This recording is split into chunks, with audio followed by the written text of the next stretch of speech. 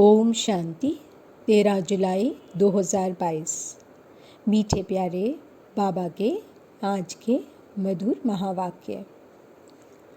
आज की मुरली में बाबा हमें याद दिलाते कि अब वापस अशरीरी हो घर चलना है, इसलिए शरीर का भान भूलते जाना है।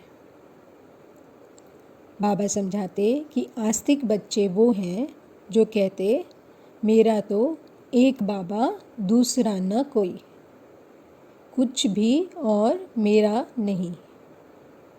फिर बाबा ने आज तीव्र पुरुषार्थी बनने की विधि बताई है। साक्षी होकर हर एक के पाठ को देखना, ऐसी स्थिति में ही हम तीव्र पुरुषार्थी हो सकते हैं। फिर बाबा ने याद दिलाया कि हमें ऐसा नहीं सोचना कि ड्रामा में होगा तो पुरुषार्थ कर लेंगे। ऐसे सोचने से पुरुषार्थहीन हो जाएंगे।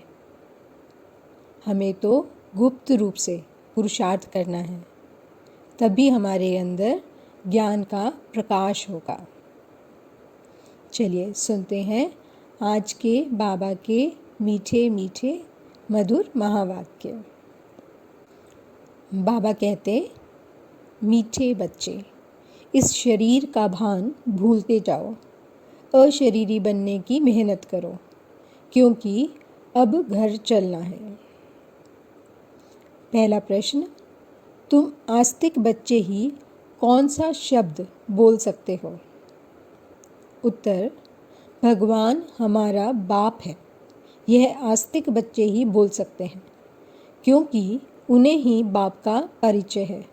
नास्तिक तो जानते ही नहीं। आस्तिक बच्चे ही कहेंगे मेरा तो एक बाबा दूसरा न कोई। दूसरा प्रश्न, तीव्र पुरुषार्थी बनने के लिए कौन सी स्थिति चाहिए? उत्तर, साक्षी स्थिति। साक्षी होकर हर एक के पाठ को देखते पुरुषार्थ करते रहो। गीत मरना तेरी गली में। ओम शांति। यह किन्होंने कहा? जीव की आत्माओं ने कहा, जो सम्मुख बैठे हैं। यहाँ यह नहीं कह सकते कि आत्मा बैठी है। नहीं, जीव आत्माएं बैठी हैं। बाप ने समझाया है कि आत्मा ही शरीर द्वारा हर कार्य करती है। इसको कहा जाता है देही अभिमानी। देह में रहने वाले अपने परम प्रिय परमात्मा को कहते हैं कि हम आत्मा अब आपके गले का हार बनेंगे, अर्थात हम यह शरीर छोड़ आपके पास आ जाएंगे। बाप ने समझाया है जैसे मनुष्य का जीनोलॉजिकल ट्री है। ब्रह्मा, सरस्वती, आदम, ईव आदि उन्हों का सिजरा बनता है। वैसे तुमने देखा है मूल वतन में भी सिजरा है। पहले पहले है शिव। तुम आत्मा मेरे गले का हार कैसे बनेंगी? मुझे याद करने से। जितना जो मुझे याद करते हैं उतना तीखी दौड़ी पहनते हैं। मेरे साथ बहुत प्रेम है। मेरे पास आने बिना रह नहीं सकते, क्योंकि आत्मा को इस शरीर के साथ सुख नहीं, दुख है। अब भगवान तो है निराकार, कहते भी हैं निराकार आत्माओं को। वह परमपिता परमात्मा ही सृष्टि के आदि मध्य अंत को जानते हैं, त्रिकालदर्शी हैं।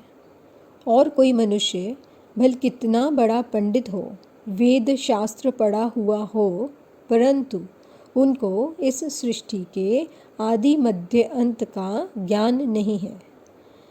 नास्तिक होने के कारण त्रिकालदर्शी हो नहीं सकते। तुम बच्चे अभी आस्तिक हो। बाप ने तुमको परिचय दिया है, इसलिए तुम बाबा कहने के हकदार हो। वह तो कह देते परमात्मा सर्वव्यापी है, फिर इससे क्या मिला? कुछ भी नहीं। बाप तो ज्ञान का सागर है। वह ऐसे नहीं कहते कि मैं सर्वव्यापी हूँ। फिर तो सब फादर हो जाते। फादरहुड कहा जाता है क्या? एक बाप के बच्चे हैं, उनको प्रभु ईश्वर भी कहते हैं। ब्रह्मा विष्णु शंकर को रचने वाला है। त्रिमूर्ति ब्रह्मा कहना रॉन्ग है। ब्रह्मा विष्णु शंकर का भी बाप वह शिव है। उसने ब्रह्मा को अडॉप्ट किया है। तुम भी जानते हो, ब्रह्मा के मुख से परम पिता परमात्मा शिव द्वारा हम त्रिकालदर्शी व स्वदर्शन चक्रधारी बन रहे हैं। स्व अर्थात आत्मा का ज्ञान। आत्मा को ही स्वराज्य मिलता है। आत्मा अविनाशी है, शरीर विनाशी है। आत्मा ही अच्छे व बुरे सभी संस्कार धारण करती है। तुम जानते हो, हम आत्मा अभी तमो प्रधान है। कहा भी जाता है पतित आत्मा व पावन आत्मा। शरीर का नाम नहीं लिया जाता है। पुण्य आत्मा, महान आत्मा, आत्मा की ही महिमा की जाती है। आत्मा परम पिता परमात्मा बाप से बैठ सुनती है। दुनिया में कोई को पता नहीं कि बाप ऐसे बैठ बच्चों को पढ़ाते हैं। अभी तुम समझते हो कि हम बाप के बने हैं। बाप से हमको वर्षा लेना है। दूसरे से हमारा कोई काम नहीं। आत्मा कहती है, मेरा तो एक शिव बाबा, दूसरा न कोई। स्टूडेंट समझेंगे, मेरा तो एक टीचर। तुम्हारा एक ही बाप शिक्षक है। वह पतित पावन बाप है। सभी आत्माओं का कनेक्शन उस बाप शिक्षक से ही है। भल कोई ब्राह्मणी पढ़ाती है, परंतु वह भी मुझ बाप से ही पढ़ी हुई है। बाप कहते हैं, तुम मुझे याद करो, ना कि ब्राह्मणी को। अब तुम बच्चे मुझ बाप को जान गए हो, पहचान गए हो। अब तुम आस्तिक बने हो। जो नहीं जानते वह हैं नास्तिक निधन के। बाप का नाम, रूप, देश, काल क्या है कुछ भी नहीं जानते। कह देते उसका कोई नाम रूप नहीं है। अब तुम जानते हो, ज़रूर उनका नाम है शिव। वह अपना शरीर तो धारण करते नहीं, इसलिए उनका नाम कभी बदल नहीं सकता। तुम जानते हो, हमारे 84 जन्मों का नाम रूप बदलता जाता है। उनका नाम तो है ही शिव। जैसे आत्मा का रूप है, वैसे परमात्मा का भी रूप है। ऐसे नहीं कि परमात्मा कोई अखंड ज्योति बहुत बड़ा है। बाप कहते हैं, जैसे आत्मा स्टार मिसल है, वैसे मैं भी हूँ, परंतु मेरे में ज्ञान है, इसलिए मेरी महिमा है। सत चित आनंद स्वरूप ज्ञान का सागर है। चैतन्यता है, तब तो ज्ञान सुनाते हैं। वह है चैतन्य बीज रूप। वह जड़ बीज तो कुछ सुना न सके, मनुष्य ही जानते हैं। जैसे बाप की बुद्धि में सारे मनुष्य सृष्टि का झाड़ है, वैसे तुम्हारी बुद्धि में है। कितना वैरायटी है, एक का भी फीचर ना मिले दूसरे से। हर एक का फीचर अलग अलग है। हर एक का अपना अपना पार्ट है। बाप समझाते हैं, कितना बड़ा बेहद का नाटक है, कितने वैरायटी फीचर्स हैं। सभी इस ड्रामा में एक्टर्स हैं। जबकि यह ड्रामा अविनाशी है, तो कोई भी एक्टर बदली नहीं हो सकता। तुमको मालूम पड़ा है कि हमारे 84 जन्मों के 84 नाम पढ़ते हैं। अभी नाम भी पूरे हुए तो वर्ण भी पूरे हुए। अब फिर रिपीट होगा, अर्थात गीता एपिसोड रिपीट हो रहा है। पहले पहले श्रीमद् भगवान की गाई हुई है, परंतु भगवान को भूल गए हैं। शिव बाबा की जयंती हो तब कृष्ण की हो। ऐसे थोड़े ही कि बाप की जयंती ही गुम हो जाए और बच्चे की जयंती हो जाए। तुम बच्चों को समझाया जाता है कि लक्ष्मी नारायण विश्व के मालिक थे। उन्होंने यह वर्षा कैसे पाया? परम पिता परमात्मा से। परम पिता परमात्मा ही राजयोग सिखलाते हैं। कब? बाप कहते हैं, मैं कल्प कल्प कल्प के संगम युग पर आता हूँ, जबकि आसुरी राज्य का विनाश, दैवी राज्य की स्थापना होती है। जो आस्तिक बने हैं उन्हों को वर्षा मिल रहा है, नास्तिक को वर्षा मिल न सके। बाप आए हैं सबको दुख से मुक्त करते हैं। अब यह सुखधाम में जाते हैं, तब और बाकी आत्माएं हिसाब किताब चुकतू कर वापस चली जाती हैं। निराकार बाप सर्व आत्माओं को घर ले जाने के लिए आए हैं। ले जाने वाले को महाकाल, कालों का काल कहा जाता है। कालों का काल महाकाल का भी मंदिर है। महाकाल शिव है, व सोमनाथ रुद्र कहो। सम्मुख कहते हैं, मैं इन सभी आत्माओं का गाइड हूँ, सभी को साथ ले जाऊंगा। बाप कहते हैं, तुमको इस रावण के राज्य से लिबरेट करता हूँ। यह है रावण राज्य। अब रावण राज्य मुर्दाबाद हो, राम राज्य जिंदाबाद होना है। राम राज्य चाहते तो सब है ना, तो ज़रूर रावण के राज्य का विनाश चाहिए। बाप समझाते हैं, अब यह पुरानी दुनिया ही खत्म होनी है। आदि सनातन देवी देवता धर्म को बिल्कुल ही भूल गए हैं। यह वही गीता एपिसोड चल रहा है। यादव कौरव भी बरोबर हैं। यादव वही यूरोप वासी हैं। मुसल इन्वेंट करने वाले हैं। यह भी लिखा है, इंटरनेशनल लड़ाई में सब खत्म होंगे। कोई अपने आदि सनातन देवी देवता धर्म को नहीं जानते। गाया भी जाता है, रिलीजन इज़ माइट। रिलीजियस आदमी को अच्छा माना जाता है, इररिलीजियस को बुरा माना जाता है। तुम जानते हो, भारत रिलीजियस था, आदि सनातन देवी देवता धर्म था। अभी भारत इररिलीजियस बना है, अपने धर्म को छोड़ दिया। यह ड्रामा अनुसार ऐसे छोड़ना ही है। वहाँ तो महाराजा महारानी का राज्य चलता है, वज़ीर आदि वहाँ होते ही नहीं, कायदा नहीं। जब पतित बनते हैं तब वज़ीर आदि की दरकार रहती है। अभी तो एक एक राजधानी को कितने वज़ीर यानी मंत्री हैं, एक कीमत ना मिले दूसरे से। कितना मतभेद में आते रहते हैं। अभी तुम बच्चे जानते हो कि बाबा हमको पढ़ा रहे हैं मनुष्य से देवता बनाने।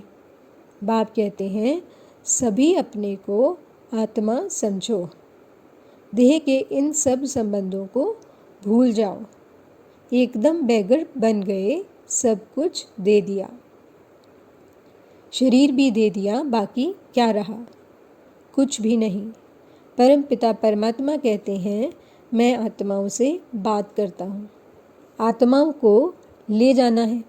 इस शरीर के भान को भूलते जाओ, इसमें ही मेहनत है। बाप कहते हैं, मीठे बच्चों, सारा कल्प तुम देह अभिमानी रहे हो, लौकिक बाप को ही याद किया है।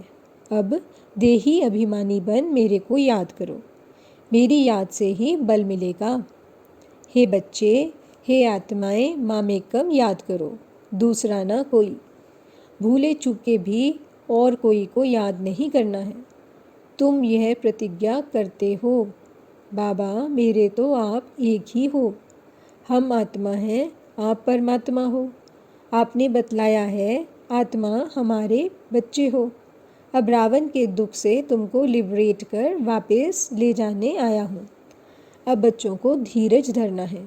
जब राजधानी स्थापन हो जाएगी तो फिर यह महाभारत की लड़ाई लगेगी, तब ही कलयुग बदल सतयुग हो सकता।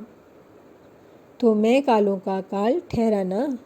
मैं बाप भी हूँ तो शिक्षक भी हूँ, पतित पावन भी हूँ, फिर मैं महाकाल भी हूँ। कहाँ ले जाऊँगा? मीठे बच्चे, मुक्ति धाम में ले जाऊँगा। यहाँ से मुक्त होंगे तो स्वर्ग में आएंगे। तुम पढ़ते हो भविष्य में देवी देवता बनने। अब तुम ब्राह्मण ईश्वरीय संतान हो। सब कहते हैं हम ब्राह्मण ईश्वरीय संतान हैं, ब्रह्मा की औलाद, भाई बहन हैं, विकार में जा नहीं सकते। हम ईश्वरीय पोत्रे पोत्रियां हैं, उनसे हम वर्षा ले रहे हैं। जितना जो पुरुषार्थ करेंगे उतना पद पाएंगे। कल्प कल्प पुरुषार्थ किया होगा तो अब तुम पुरुषार्थ करने लग पड़ेंगे। इसमें साक्षी रहने का अभ्यास चाहिए। साक्षी होकर देखो हर एक कितना पुरुषार्थ करते हैं, कहाँ तक फॉलो करते हैं। कोई के नाम रूप में नहीं अटकना है, सिवाय बाप के और कोई याद न आए। बाबा कहते हैं, बच्चे मैं तुम्हें राजयोग सिखलाए पावन बनाकर साथ ले जाऊंगा। अभी तुम समझते हो बरोबर कल्प कल्प हमको बाप से शिक्षा मिलती है ड्रामानुसार। तुम द्रौपदियाँ हो, यह कोई सुख का राज्य नहीं है, इस पर कहानी भी बनाई हुई है। अब बाप तो रियलिटी में समझाते हैं। तुम अब बाप से वर्षा ले रहे हो, सबको दुबन यानी दलदल से निकालते हो। सब कामचिता पर बैठ जल मरे हैं, तुम्हारे सिर पर तो ज्ञान की वर्षा हो रही है। बाप कहते हैं, यह मेरे बच्चे जलकर खाक हो गए हैं, मैं आया हूँ सबको लिबरेट कर साथ ले जाऊँगा। मनुष्यों को यह पता नहीं। अब तुम घोर अंधियारे से निकल आए हो। अब बाप कहते हैं, मुझे याद करो, घर को याद करो। तुम आत्माएं घर को भूल गई हो। गाते भी हैं, मूल वतन सूक्ष्म वतन। मूल वतन में सभी आत्माएं रहती हैं। आत्मा क्या है, परमात्मा क्या है, मूल वतन क्या है, कुछ भी नहीं जानते। वह तो आत्मा सु परमात्मा के सब खेल ही खल्लास कर देते हैं। बाबा कहते हैं, यह भी ड्रामा में नूंद है। इस समय जो भी होता है, जो सेकंड बीतता वह ड्रामा फिर से रिपीट होता है। बाप बैठ पढ़ाते हैं। यह रेपिटेशन का राज भी बाप ने समझाया है। ऐसे नहीं कि ड्रामा में जो मेरा भाग्य होगा वह मिलेगा। ड्रामा अनुसार एक्ट चलती है तो हम पुरुषार्थ क्या करें, ऐसा समझने वाले भी हैं। परंतु नहीं, पुरुषार्थ तो करना है ना। बाप आए ही हैं पुरुषार्थ कराने। तुम बच्चों को पूरा पुरुषार्थ करना है। साक्षी हो देखना भी है। कौन तीव्र पुरुषार्थ करते हैं, कौन अच्छा पद पा सकेंगे, बाप द्वारा कौन पूरा वर्षा लेते हैं। साक्षी हो पुरुषार्थ करना और कराना है, और साक्षी हो देखना है कि यह कितनी सर्विस करते हैं, कितनों को आप समान बनाते हैं, बाप का परिचय देते हैं। औरों के पुरुषार्थ को देख खुद भी तीव्र पुरुषार्थ करना है। अच्छा, मीठे मीठे सिकिलदे बच्चों प्रति माता पिता बाप दादा का याद प्यार और गुड मॉर्निंग। रूहानी बाप की रूहानी बच्चों को नमस्ते। हम रूहानी बच्चों की रूहानी बाप दादा को याद प्यार, गुड मॉर्निंग और नमस्ते। धारणा के लिए मुख्य सार। पहला पॉइंट, देह और देह के संबंधों को भूल पूरा बैगर बनना है। मेरा कुछ नहीं, देही अभिमानी रहने की मेहनत करनी है, किसी के नाम रूप में नहीं अटकना है। दूसरा पॉइंट, ड्रामा में होगा तो पुरुषार्थ कर लेंगे, ऐसे सोचकर पुरुषार्थहीन नहीं बनना है। साक्षी हो दूसरों के पुरुषार्थ को देखते तीव्र पुरुषार्थी बनना है। वरदान, स्मृति स्वरूप के वरदान द्वारा सदा शक्तिशाली स्थिति का अनुभव करने वाले सहज पुरुषार्थी भव। सदा शक्तिशाली विजयी वही रह सकते हैं जो स्मृति स्वरूप हैं, उन्हें ही सहज पुरुषार्थी कहा जाता है। वे हर परिस्थिति में सदा अचल रहते हैं। भले कुछ भी हो जाए, परिस्थिति रूपी बड़े से बड़ा पहाड़ भी आ जाए, संस्कार टक्कर खाने के बादल भी आ जाएं, प्रकृति भी पेपर ले, लेकिन अंगद समान मन बुद्धि रूपी पाँव को हिलने नहीं देते। बीती की हलचल को भी स्मृति में लाने के बजाय फुल स्टॉप लगा देते हैं। उनके पास कभी अलबेलापन नहीं आ सकता।